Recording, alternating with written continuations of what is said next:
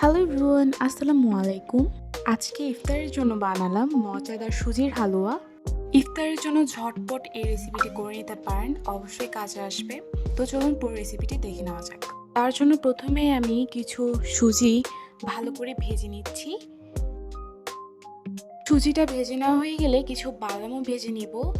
সুজির হালুয়ার স্বাদ বাড়ানোর জন্য কিন্তু এখানে বাদামটা অবশ্যই দিতে হবে। বাদামগুলো যখন এরকম কালচে হয়ে আসবে তখন চুলা থেকে নামিয়ে নিতে হবে। এবার আমি সুজিটাকে ভালো করে ধুয়ে নিব।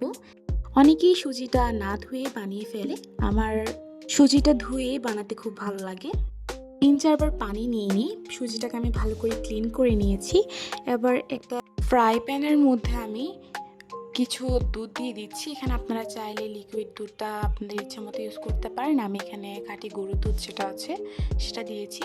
এবার দিয়ে দিয়েছি তেজপাতা দেওয়ার পরে দিয়ে দিব এলাচ, দালচিনি। এলাচটাকে আমি একটু ভেঙে দিয়েছি যাতে সুন্দরভাবে ঘ্রাণটা বের হয়। এবার দুধটা যখন হালকা গরম হয়ে আসবে তখন আমি সুজিগুলোকে দিয়ে দিব।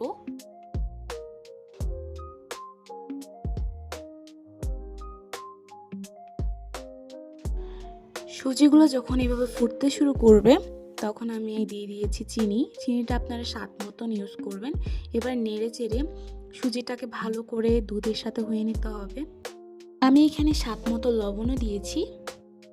সুজিটা যখন হালকা হালকা শুকিয়ে আসতে শুরু করবে তখন আমি বাদামগুলোকে দিয়ে দিব।